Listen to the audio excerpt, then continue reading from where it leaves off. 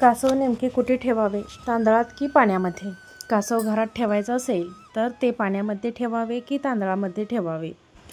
जमिनीवर ठेवायचे कासव पितळेचे पाहिजे की धातूचे, चांदीचे की तांब्याचे, प्लॅस्टिकचे की क्रिस्टलचे पाहिजे, या सर्व विषयाची माहिती आज आपण या आजच्या व्हिडिओमध्ये पाहणार आहोत.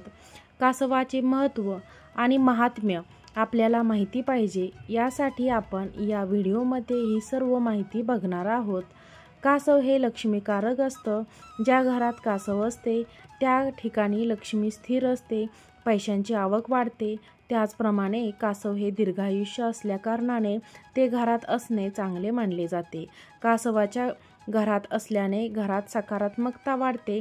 घरामध्ये क्रिस्टल, तांबे, पितळ, पंचधातू इत्यादीपासून बनवलेले कासव असावेत. कासवाबद्दल अशी धारणा आहे की ज्या घरात कासव असेल त्या घरात कधीही पैशाची कमतरता भासत नाही. हे केवळ घरातच नाही तर ऑफिस, दुकान इत्यादी ठिकाणी ठेवता येते. हे छोटे कासव घरात सुख समृद्धी आणण्याचे काम करते.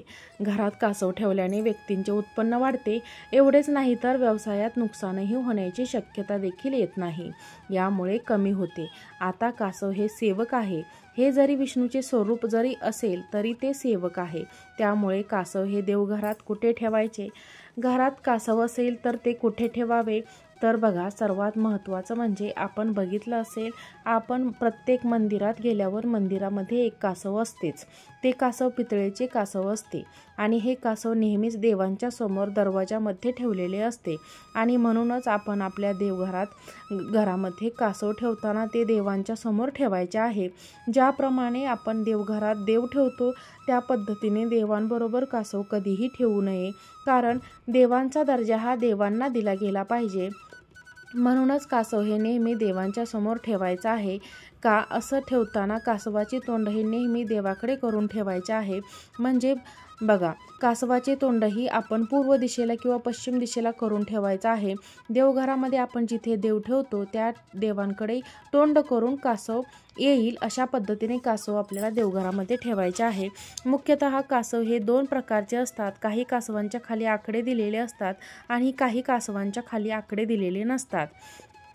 अशा बहुतेक जण असे म्हणतात, बघा, ज्या कासवांच्या खाली आकडे असतात ते कासव पाण्यात ठेवू नये आणि ज्या कासवांच्या खाली आकडे नसतात ते कासव आपल्याला पाण्यामध्ये ठेवायचे आहे. आता कासव नेहमी हे आपल्याला एका डिशमध्ये ठेवायचं आहे. तुम्ही जर का पितळेचे कासव घेतलं असेल तर त्याचबरोबर तुम्हाला पितळेची डिश देखील मिळते. तांब्याचे कासव घेतले असेल तर त्याचबरोबर तुम्हाला तांब्याची डिश देखील मिळते. क्रिस्टलचं कासव घेतलं असेल तर त्याचबरोबर तुम्हाला क्रिस्टलचीही एक वाटी भेटते. तर कासव हे नेहमी वाटीमध्ये किंवा एखाद्या डिशमध्ये ठेवायचं आहे. जर का तुमच्याकडे कासव आकड्याचं असेल आणि त्या कासवाच्या खाली आकडे असतील तर ते कासव तुम्ही नेहमी डिशमध्ये तांदळामध्ये ठेवा. डिशमध्ये थोडेसे तांदूळ घ्या आणि त्यामध्ये कासव ठेवा. आणि जर का तुमच्याकडे कासव असेल आणि त्याच्या खाली आकडे लिहिलेले नसतील तर ते कासव तुम्ही पाण्यात ठेवायचं आहे. डिशमध्ये पाणी ठेवायचं आहे आणि त्या पाण्यामध्ये तुम्हाला ते कासव ठेवायचं आहे. तुम्ही रोजची पूजा करताना या डिशमधील पाणी तुम्हाला दररोज बदलायचं आहे.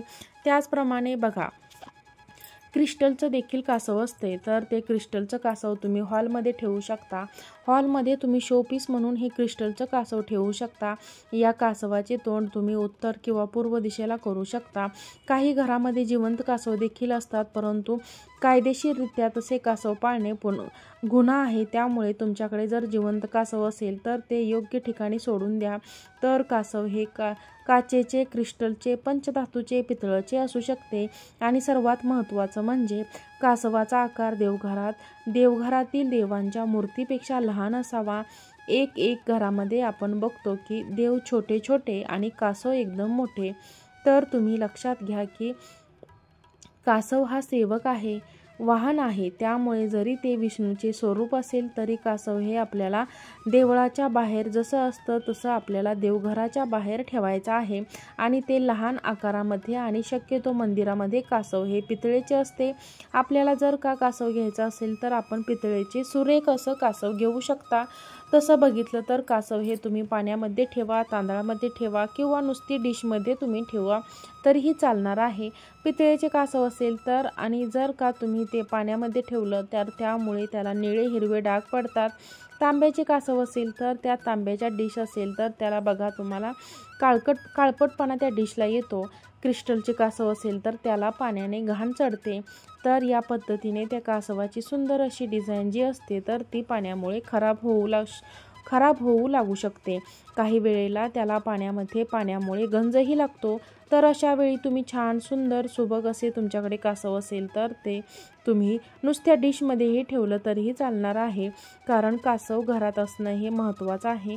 आपण जर का चांगल्या भावनेने कासव घरामध्ये ठेवले तर त्याचे आपल्याला सकारात्मक परिणाम, सकारात्मक फायदे बघायला मिळणार आहेत का. असं घरात असणं हे सकारात्मकतेचे प्रतीक आहे. यामुळे घरातील वातावरण सकारात्मक राहते. कासव लक्ष्मीचे प्रतीक असल्यामुळे आपल्या घरात पैशाची आवक ही कायमस्वरूपात टिकून राहते. कष्ट हे प्रत्येकालाच करावे लागतात. कासव आहे म्हणून लक्ष्मी आपल्या घरात ऑटोमॅटिक येईल असं काही नाही. तर कासव हे आपल्या देवघरात ठेवू शकतो. तुमच्याकडे जर का 2 कासव असतील तर 1 कासव तुम्ही विसर्जित करून घ्या. तुमच्याकडे जर का क्रिस्टलचं कासव असेल तर ते कासव तुम्ही तुमच्या हॉलमध्ये 1 ठेवू शकता.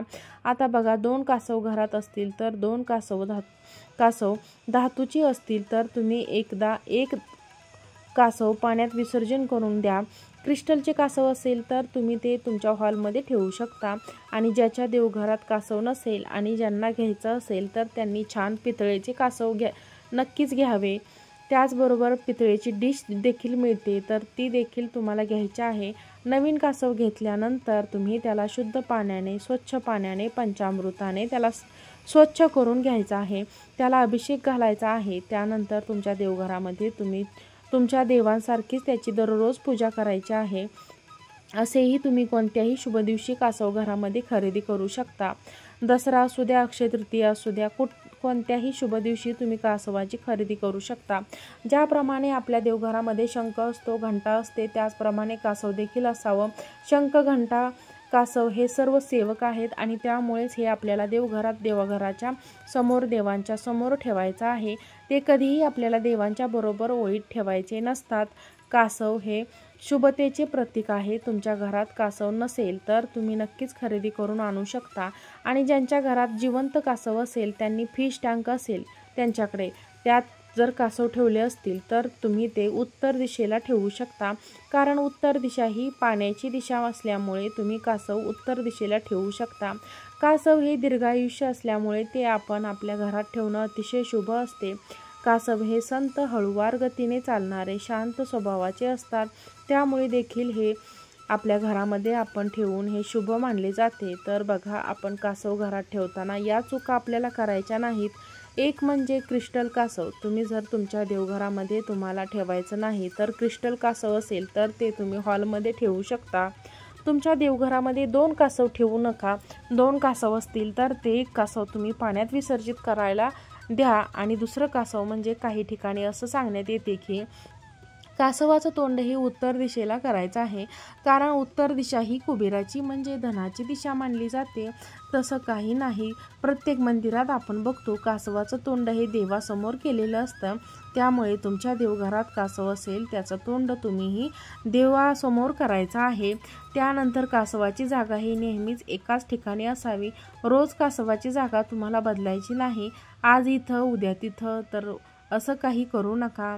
तर कासव हे तुम्ही तुमच्या देवघरात देवांसमोर तोंड करून ठेवा. परंतु त्याची जागा ही एकाच ठिकाणी ठेवा. नाहीतर मग काय होतं, त्याप्रमाणे आपली लक्ष्मी देखील ही सारखी जागा बदलत असते. ती स्थिर कधीही राहत नाही. त्यामुळे कासवाची जागा एकाच ठिकाणी तुम्हाला स्थिर ठेवायची आहे. तरीही या होत्या छोट्या छोट्या चुका आहेत ज्या तुम्हाला करायच्या नाहीत. जर का तुम्ही कासव तांदळामध्ये ठेवले असेल तर हे तांदूळ तुम्हाला 8 दिवसाला बदलू शकता. कारण बघा, तांदळाला पाणी लागल्यामुळे तांदूळ खराब होतो आणि कधीकधी तांदळाला जाळीसुद्धा लागते. त्यामुळे तांदूळ तुम्हाला प्रत्येक 8 दिवसांनी तुम्ही तांदूळ बदलू शकता. कासव तुम्ही पाण्यात ठेवत असाल तर कासवाचे पाय पाण्यात बुडतील इतपतच पाणी तुम्हाला डिशमध्ये ठेवायचं आहे. आणि तुम्हाला काही शंका असतील तर तुम्ही कमेंट बॉक्समध्ये नक्की विचारू शकता. आजचा व्हिडिओ तुम्हाला आवडला असेल तर व्हिडिओला लाईक, शेअर आणि सबस्क्राईब करा. आजचा व्हिडिओ पाहिल्याबद्दल तुम्हा सर्वांचे मनापासून धन्यवाद. श्री स्वामी समर्थ.